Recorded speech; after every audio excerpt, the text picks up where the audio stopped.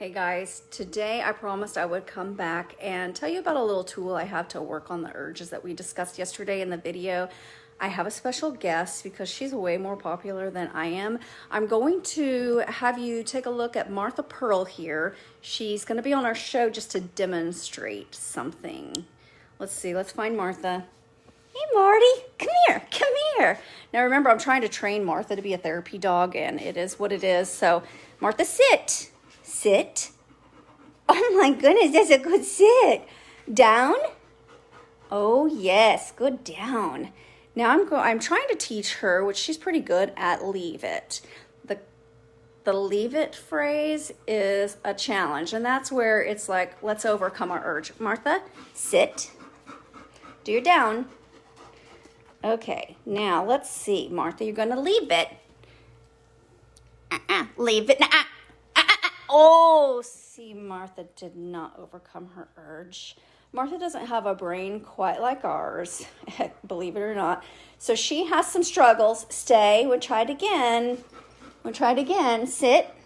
Sit. She's been salivating a lot. We've been practicing. Sit. Oh, wow. Sit, Martha. Marty, sit.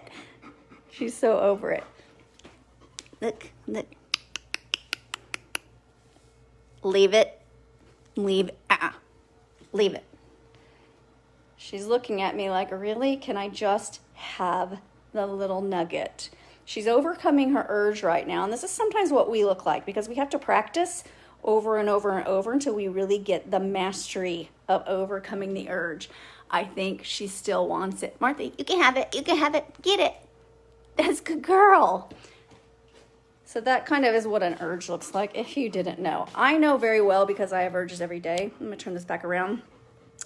Even though I think I have a really well-managed mind, I have urges every day. And it's not always, like I said, to slap someone, which I'm not saying it never happens, but I'm really good at holding myself back on that one. Thank you very much.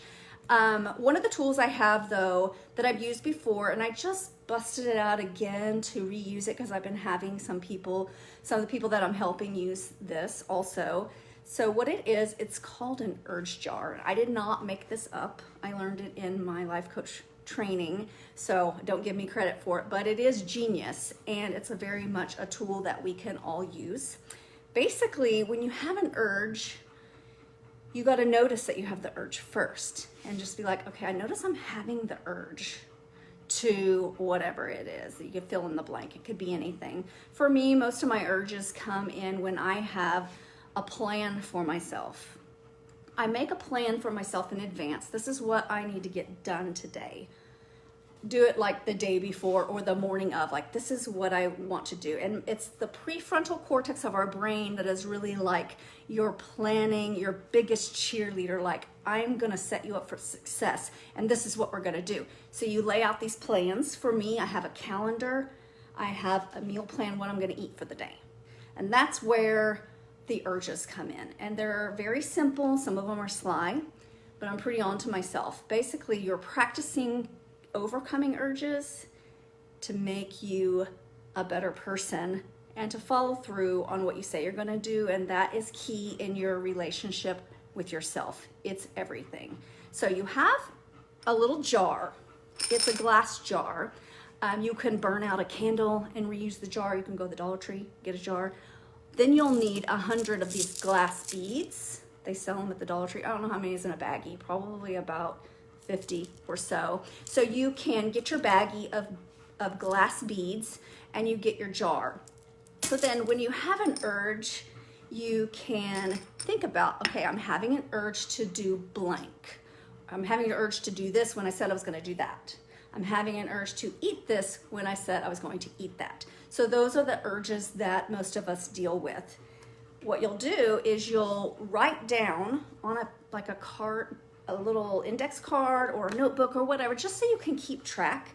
The goal is to overcome the urge, and then once you have 100 urges that you've overcome, and you'll have your glass jar full, you'll be a different person. You'll have much better mind management, and to have a log of actually all of your wins is key because you can look back and you can learn from it.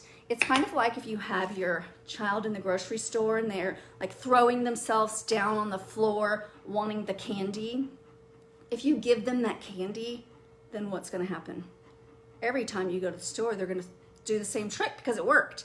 And so that's what your brain is doing inside. Your brain is like, oh, well, I just had to, you know, whine about, oh, I really want that cookie.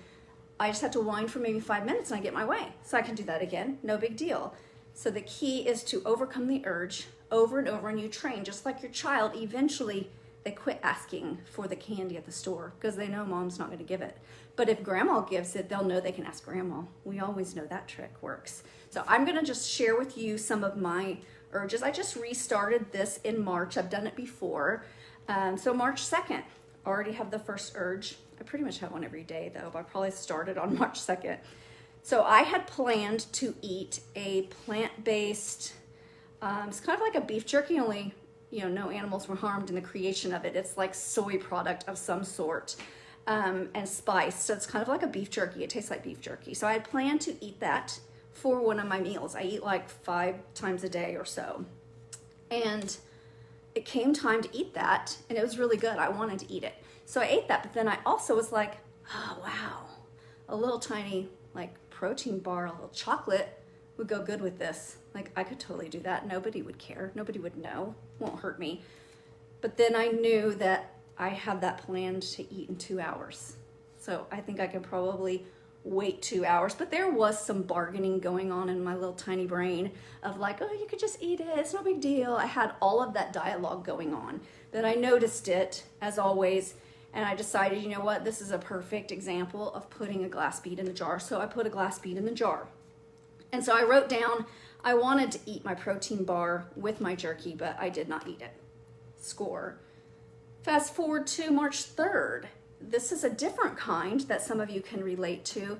I plan to do 30 minutes on the elliptical after my training session. 30 minutes, it's not that much. What I usually do. It's just the normal serving size to me. So I plan on getting on the elliptical. I get on the elliptical and I'm probably like 15 minutes in and I'm thinking all the things I have to do, and I'm just gonna run outside later in the afternoon. So why do I need to do 30 minutes? I could stop at 20 or 25. No big deal. And honestly, that's no big deal. That's very believable. My brain is throwing out these very believable things, like it's not going to be a big deal if I only do 20 minutes.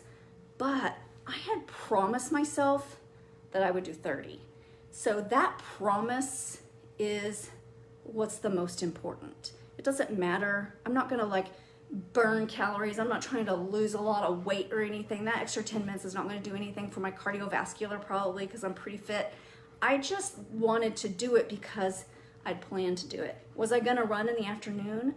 Probably, just because it was like 72 degrees after our -11. So I had promised myself, if there's sunshine, I'm taking Martha out. We're gonna walk, we're gonna jog, we're gonna do something and enjoy some sunshine. So I wrote down on my card, because I didn't stop. I just made myself do it. It wasn't hard at all. I wanted to stop the elliptical at 20 to 25 minutes, but I had planned my 30, so I did my 30. So that's a score.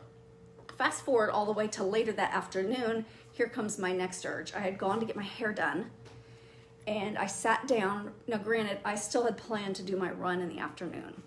I bargained, like, should I do that? I just got my hair done, but it's 72 degrees outside. I can't not take advantage of that.